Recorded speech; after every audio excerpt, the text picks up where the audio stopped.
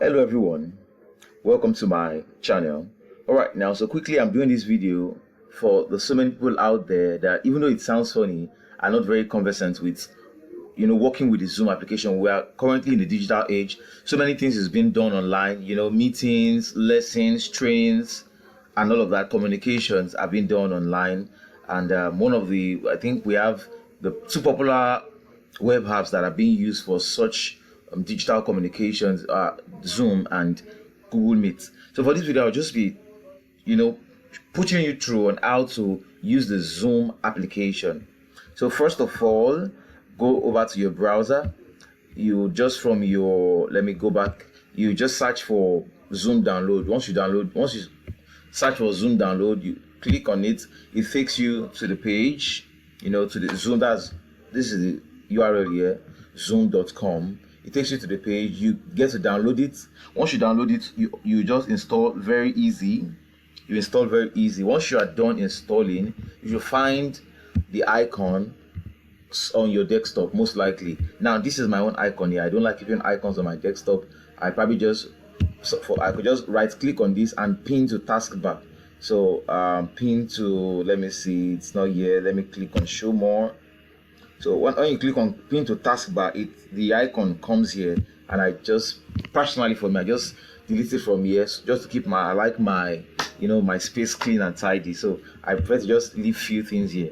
So now, having it installed, I'm going to open this now. So I've opened it. This is for a new user. You might need to sign in. You might need to sign in and probably synchronize your calendar. It might ask you to synchronize your calendar or sign in, maybe using most likely your Gmail. So it's expected that you provide your Gmail, your supply your Gmail login details.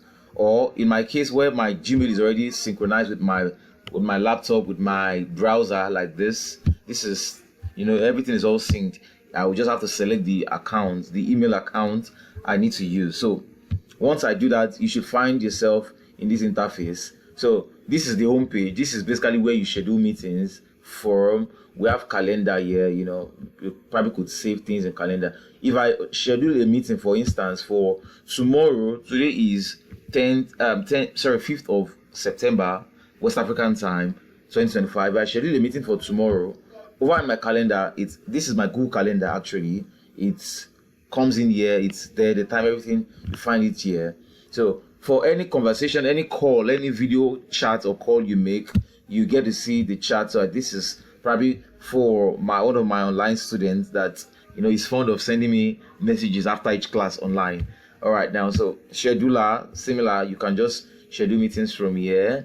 Docs, I really don't bother about all this. So back to the home page now. So this is today's date. When I don't have any meeting scheduled for today or for coming days. Change background image if you like. We're gonna ignore that. Open recordings. That is if you've recorded any if you've recorded any meetings in times past. So okay, I think probably have internet, or maybe. All right, we'll check that back later. So join. Let's start with this join. Most likely, when somebody sends you a link, it will probably have this meeting ID. You can just copy it and paste it here and click on join, and you join automatically. But I mean, that is stressful. You could just click the link the person sent you, and it would pop out your Zoom, whether on the browser or from the app, mobile or desktop.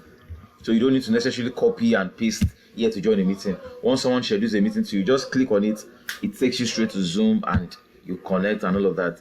So share screen, you don't need that until you start a meeting. So new meeting, this is, I use this to start. This is to start an instant meeting. You're starting the meeting immediately. Can you see? So if I click here now, it's starting. If I click here now, it's going to start the meeting, and then I can now try to share. All right, this is the website. Let me close the tab, or all right, now it has. So this is my Zoom interface. So it has started the meeting already now. I didn't invite anyone. Now from this meeting, it's a live meeting straight up. Okay. Oh, okay, all right now. So I've not invited anyone really. So what I just need to do is click on this arrow top here, and I'll see copy link or invite. I could invite people by their mail or by their contact, or preferably just click on copy link, and then I could just copy this link and share it to anybody anywhere. So I'm going to close this and start again, right? So end meeting for all right. Once you each after each meeting, you get to have this card here that's for feedback. So I'm going to close this. So that link you copied now, if you have to share it with somebody on, let me say on WhatsApp, or this is what you're going to send to the person, and the person, once they click on that link, they join your meeting immediately. Sometimes there are some restrictions which I'm going to show us very soon now. So, but preferably, I always like to do schedule meeting, because you might want to schedule a meeting for 15 minutes time, 30 minutes time, 2 days time, 7 days time. So I click on schedule. This is what I personally use most, and I think I prefer it. So currently, Zoom has, various plans. Most people, including me, I use the free trial. So the free trial, it allows you to, what's the word? It allows you to hold a free meeting straight for 40 minutes before stopping. Okay, you can hold a meeting straight for 40 minutes. After 40 minutes, the meeting will end because it's free trial. So if you want to have a 2 hours meeting, you might need to so basically what I do is I just schedule 40, 40, 40. That's like, once this one ends, the person joins the second link. Once that one ends, they join the third link. That's 40 minutes, 3 times is already 2 hours meeting. So once you click on the scheduler, now, and peradventure you want to subscribe to their plan, well, you can, click here to probably take you to the page, and you pay for upgraded plans where you can have longer meetings and more functionalities. You can see upgrade now here. So in this case now, I'm going to just say, let me say, live training with the team. You can just rename this anything you like, and you don't necessarily have to rename it. You could just leave it the way it came. I think by default it will show your name or something. Yeah, and then now you're gonna come here to the events.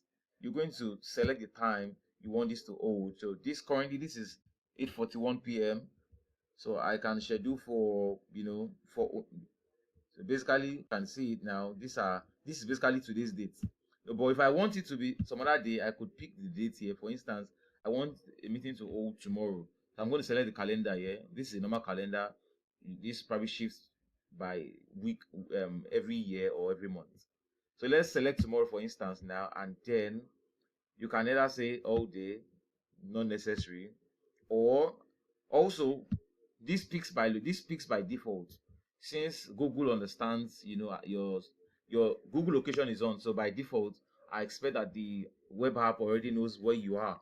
So whether you are in West Africa, which I am, or you are in London or Lisbon, Casablanca, Algeria, Germany, or any other country, it should select the location by default. So I'm in West Africa, Nigeria. That's why this is repeat. Well, never, daily if you want, custom, but I don't bother about all of this. What you're concerned about is the date. So, oh, sorry, this is the start date. The meeting is supposed to start on the 6th. All right, now supposed to start on the 6th, and I didn't need to. Let me return this back to. So it's ending on the 6th as well. I've never had to schedule a meeting for the next day. Most actually, it's always the same day meeting I get to schedule. So I've honestly never had to pick a date. But just in case you want to schedule a meeting for tomorrow morning, why this is already Sunday night. Now you select the time. So let's assume that tomorrow morning now we've already selected the date 6th. So I could go ahead and pick where is 8 a.m. Let's do or 9 a.m. official hour. And then whether you select this or not, even if I select it to 10:30, it's still going to stop. The meeting is still going to end at exactly 40 minutes because I'm on the free trial. That's 9:40 a.m. So I don't usually touch this one. I only select the start time, and then I know that after 40 minutes it's going to end, right? So add invitees. Well, maybe not. You can add them if you have their contact saved on your Gmail. So I don't bother touching all of this actually.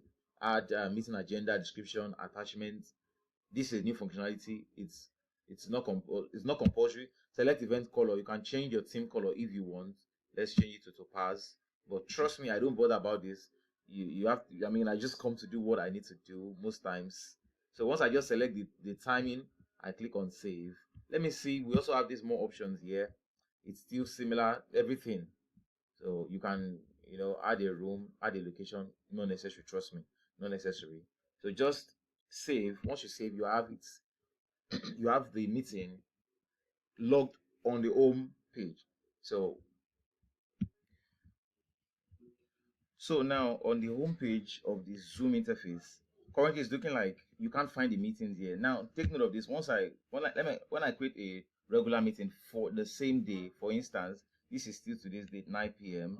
I save on the same interface. You are likely going to find the one for that day here. Why? Because this interface shows meeting per day. So can you see this shows today? This shows today. I can click to show tomorrow. Can you see? So basically it shows day. So I can decide to like, okay, select the day. I selected for tomorrow. These are all the things I've done. So this is the one we just did currently now. Can you see? So we are going to what's the word? Let's start this meeting. Let's assume that it's already today. So let's start a meeting and see what the interface looks like and just get a little familiar. I'm trying to make sure that this video does not get too long. So all right, now, so started the meeting. Let me maximize it to cover the full screen. I can always minimize, and maximize back. This is the interface. You can also always do other things in between. Do you understand? So let's get back to the meeting now. So, oh, sorry, not this. This is the home page. I can close this. It doesn't affect the meeting that is ongoing. In case you are doing it and it's not opening, it's here. Just click on this to show full meeting back. So this is currently my video is not showing. This is to put on your video. Let me see. So I might have issues doing that because currently I'm recording and I'm using the same camera, so it can't use the camera. But you can put this on to make sure your face is seen, just like you are seeing my face, even though it's a bit dark right now because of the dark interface. This is to get yourself muted. While I'm talking, you can see that the microphone is speaking my voice. So if you are in a meeting and you don't want them to hear you temporarily, you can just mute your mic. Once you mute your mic, they won't hear you. When you need to speak, and take note, the ideal thing is when you join the meeting, especially if you are not the one that scheduled the meeting, you're not the host, the ideal thing is to mute your mic when you join the meeting, right? So this is where you can see all the participants in the if I click here, it's going to show all the participants in the meeting. Currently, I'm the only one here. If 1,000 people has joined, I will see every of them lined up here. I can mute some of them by myself. I can unmute them. That's because I'm the host of this meeting. I can copy the same invite link and share to others. Do you understand? You can chat. Can click here now to chat. Once I send the message, I hit enter. Everyone in the meeting gets to see the meeting, gets to see the chat. People can chat, and that also comes with there's this host tools that only you, the host, has this functionality. The person you invited does not have this functionality. So these host tools, you can decide to enable. I always uncheck this. So the way it is now, if somebody wants to join your meeting, they will have to wait. They'll be in the waiting room. You have to approve them to enter. So if you want it that way, fine. If you uncheck it, that means once they click the link, they can join the meeting directly automatically. But if you leave it the way it is, when they join the meeting, when they click on the link, they will only enter this place. They will be in the waiting room. So when you click on participants, you see some people as joined, while some are in the waiting room. You need to now manually admit all of them one after the other, especially if they are much. So for me, I always prefer to turn that off so that whoever needs to join joins freely without me having to approve their entrance again. So allow all participants to chat. Yeah, if you don't want anybody to chat in this chat that I showed you, you can just uncheck this. You won't be able to chat at all. But if you want them chatting, so you can, all of these things, you can just put them on or off depending on what you want to do. So there's this option of recording as well. You can record your meeting. Once you click on this, it begins to record your screen and your audio. And then once you are done, you are going to save. Once you are done, you are going to save. And okay, lastly, there's this option to share screen. So the share screen, you just click on this, which is the same. Okay, sorry. This is to allow all participants to share screen. Currently, you are the only one that can share your screen. But if you want every other person to be able to share that screen, you just click on this. So once you click on this, everyone can share that screen as well.